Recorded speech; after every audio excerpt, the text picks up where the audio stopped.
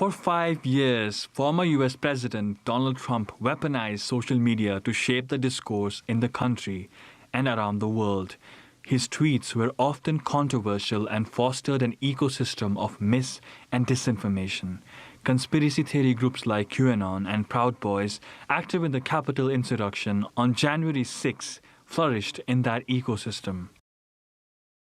This was not a surprise, and the events of the last 4 years have led up to this point, and social media companies for years have been complicit in allowing misinformation and violence and hate to spread on their platforms. And now it's all gone, not just from Twitter, but more than 16 platforms, including TikTok.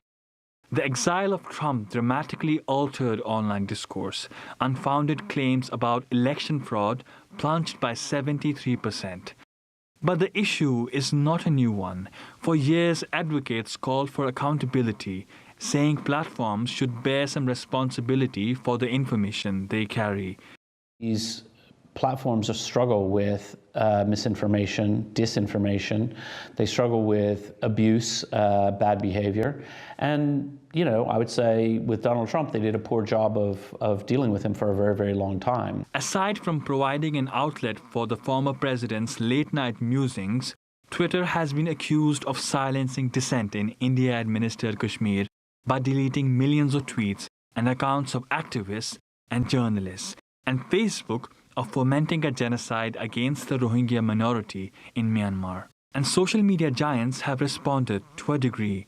Twitter recently launched Birdwatch, a program designed to fight misinformation. Currently in its pilot stage, it will allow users to add notes to tweets, providing more context. Facebook is turning to its so-called Supreme Court, a panel of eminent law professors and journalists, to decide on Trump's FB future. Nonetheless, calls remain for the breakup of tech monopolies, and their actions to take on Trump are viewed by some as a last-ditch effort to show more responsibility. Banning Trump from Facebook seems to be almost more symbolic at this point than necessarily beneficial. It does limit somewhat the ability of others to become attracted to his message and join his message who weren't already his followers. But I'm not sure how much utility that has right now. For now, the ex-president is still languishing in the digital wilderness, but the battle against online mis- and disinformation has likely just begun.